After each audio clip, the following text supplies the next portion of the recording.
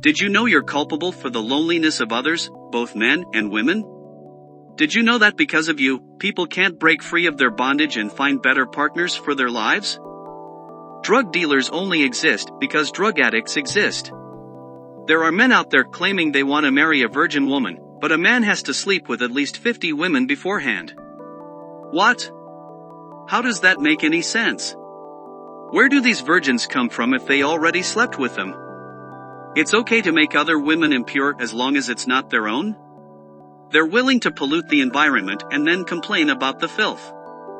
If a man wants a virgin woman, he should be a virgin himself. By sleeping with many women, you're defiling the future wife of someone else.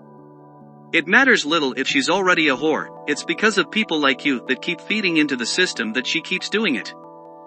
If you reject her, maybe you'll be the one to make her notice that that's an undesirable behavior, and raising a family is way more important than having meaningless fun. You cannot be a drug dealer complaining about people overdosing. You may say that drugs are going to be sold anyway, so what's the harm? You are the harm. You're being a negative influence instead of a positive one. Even if everyone else is doing it, so what? If all of your friends jumped off a cliff, would you jump too? Can't you think for yourself? Don't you notice the damage around you?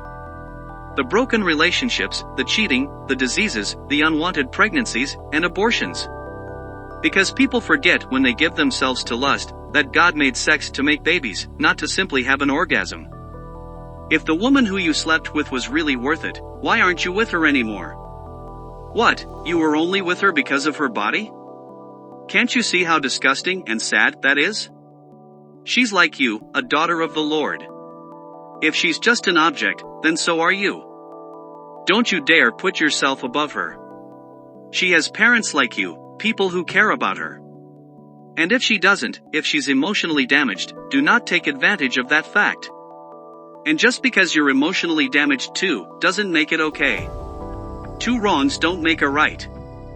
Being sexually desirable doesn't make you a desirable person. Having slept with many people doesn't increase your value, it diminishes it. It just shows how pathetic, weak, no self-control, desperate for the approval of others you are. When you only need approval from God. And He does not approve your behavior. Those men, those women, they can never love you like God does. They can't heal you. They can't and they don't want to. Because you have a Jesus-shaped hole they cannot fill. Desires, temptations reveal things about us, doesn't mean we have to indulge in them. If Eve had told God that she desired to be like Him, maybe He would have explained why she would not want to be like God.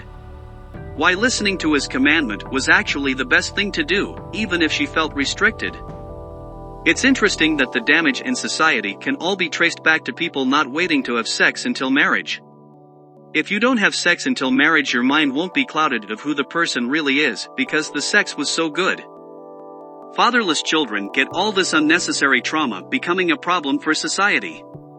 They either turn into criminals, or whores, or bullies, or weak wasteful people. Drug addicts trying to fill the hole of the love they didn't get as infants. Some do get extra motivated and turn into exceptional people, but those are the exception, not the norm. Then the children have to be raised by someone other than the parents, since mommy has to work, since daddy cannot be identified, because she can't keep track of who inseminated her. Putting those children in the hands of strangers who end up physically, mentally, and sexually abusing them. Wow, I truly don't understand why all these things happen. If only someone had warned us beforehand to not have multiple sex partners and to wait till marriage. Even if someone did, he would be considered a tyrant who doesn't want us to have any fun. But he does, just within a safe environment for all parties involved and with the right people. But there's people out there, like you, who think the rules don't apply to them. That you're not as vulnerable of the consequences of fornication. Maybe today you'll realize that something that feels so good can only be shared with someone that is so good for life and not for a time.